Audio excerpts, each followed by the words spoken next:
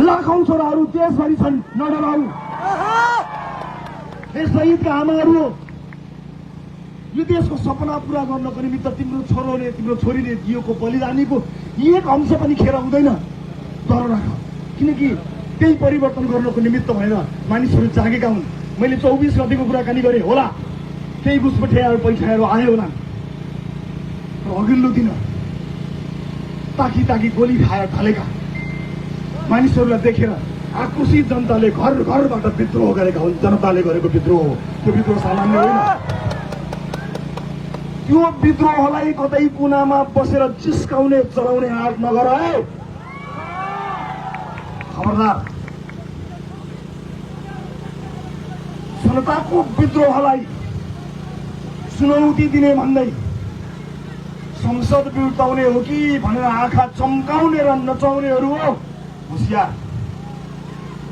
शहीदको रगत अझै सुकेको छैन, शहीदकी आमाको आँसु अझै ओभानो भएको छैन, खबरदार। धेरै आँखा नचम्काउनु होला। आमा बुवा दाजुभाइ दिदीबहिनीहरू, अब सायद हाम्रो भेट निर्वाचनमा हुन्छ होला। यसभन्दा अगाडि पनि यहाँहरू हाम्रो समक्ष आउने म कोसिस गर्नेछु। त्यो बेलामा ज्यान गुमाउनेप्रति म हार्दिक श्रद्धाञ्जली अर्पण गर्न चाहन्छु। परिवारप्रति मेरो गहिरो संवेदना छ। घाइते साथीहरू हो, तिमीहरूको शरीरभित्र अहिले पनि गोलीका छर्राहरू छन् होला, चिन्ता नगर्नु। गोलीको छर्रा तिमीहरूको शरीरभित्र भए तापनि सिक्को देशलाई दुखेको छ, चिन्ता नगर। त्यो घाउमा मलम लगाउनको निमित्त लाखौं युवा तिम्रो साथमा आउँछन्।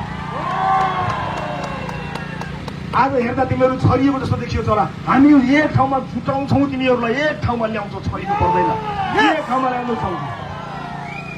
जेएनजी अभियन्तादेखि नयाँ जति पनि साथीहरू हुनुहुन्छ सबैलाई एकै ठाउँमा ल्याउनको निमित्त राष्ट्रपाले पहल गर्नेछ। तपाईँको रवि लामिछानेले पहल गर्छ, चिन्ता नगर्नु। त्यसका लागि आफ्नो पद, आफ्नो कुनै पनि कुरा के गर्नुपर्छ त्यसको लागि मैले आज होइन हिँड्दै भनिसकेको छु। त्यसैले म सुरक्षा निकायका साथीहरूलाई आफ्नो दिलो ज्यानले सुरक्षामा खटिनु भएकोमा धन्यवाद दिन चाहन्छु। हो, हताहतका क्रममा कयौं प्रहरी साथीहरूको पनि ज्यान गयो, उनीहरूले शहादत प्राप्त गरे। म उहाँहरूलाई श्रद्धाञ्जली दिन चाहन्छु र सुरक्षाकर्मी साथीहरूलाई उच्च मनोबलका साथ काम गर्नलाई अनुरोध गर्न चाहन्छु। हो, हरेक आन्दोलनमा तपाईँहरू तारो बन्नुहुन्छ, राज्यले दिएको काम गर्दाखेरि तपाईँहरूलाई चोट लागेको छ, तर चिन्ता नगर्नुहोस्। आजसम्म तपाईँले भ्रष्टाचारको आहालमा डुबेकाहरूलाई जबरजस्ती सलाम गर्नु पर्यो, अब तपाईँले भ्रष्टाचारको आहालमा डुबेकाहरूलाई चाँडै सलाम गर्नुपर्ने छैन। जतिखेर यो देशमा नागरिकको सरकार, वास्तविक जनताले भोट दिएर बनेको नागरिकको भ्रष्टाचारहरू मुक्त सरकार बन्नेछ, त्यतिखेर हिजोको आन्दोलनमा तपाईँले खाएको चोटको पनि बदला त्यतिखेर लिनेछ। सुरक्षाकर्मी साथीहरू, मन सानो नपार्नु होला, हामी साथमा छौँ, चिन्ता नगर्नुहोस्। घाउ तपाईँलाई मात्र लागेको छैन, हामीलाई पनि लागेको छ। यहाँ सुरक्षा निकायलाई बदनाम गर्ने कोसिस गर्न खोजिन्छ, कोसिसहरू गरिरहेका छन्। म सुरक्षाका सबै निकायहरूलाई उच्च मनोबलमा रहनको लागि हार्दिक अनुरोध गर्न चाहन्छु। र हिजोको दिनमा जनता बचाउँदा स्याबासी पाउनुपर्ने नेपाली सेनालाई पनि बदनाम गर्ने काम भएको छ। नेपाली सेनाले जति गर्न पर्थ्यो जति गर्न सक्थ्यो त्यो गरेकै हो, जनता जोगाएकै हो। नेपाली सेनाप्रति उच्च सम्मान कायम गर्न चाहन्छु। सुरक्षा निकाय नेपाल प्रहरीप्रति उच्च सम्मान कायम गर्न चाहन्छु। राष्ट्रलाई कमजोर पार्नको निमित्त यी निकायहरूमा आक्रमण गर्न बन्द गर्नु होला। न्यायिक निकायलाई उच्च मनोबलका साथ अगाडि बढ्नको लागि अनुरोध गर्न चाहन्छु। जसले जे भने पनि हामीले विश्वास गर्ने न्यायालय नै हो। न्यायालयप्रतिको सम्मान कायम राख्नुपर्छ साथी हो। न्यायालयका बहसहरूलाई सडकमा ल्याउनु उचित हुँदैन। न्यायालयलाई सुधार्नुपर्छ, आफ्नो ठाउँमा छ, तर भएको न्यायालयलाई विश्वास गर्ने हो, न्याय दिने न्यायालय नै हो। न्यायालयप्रति पनि मेरो उच्च सम्मान रहेको कुरा पनि म आज यहाँ अभिव्यक्त गर्न चाहन्छु। र यो सँगसँगै आजको यो भन्न खोजेको छोटो हुन गएको लामो मन्तव्य यहीँ टुङ्ग्याउँछु। 5 मिनट बोलेर जान्छु भनेर आएको,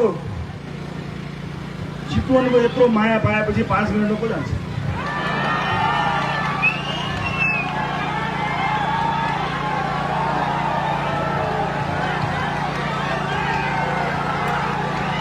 अब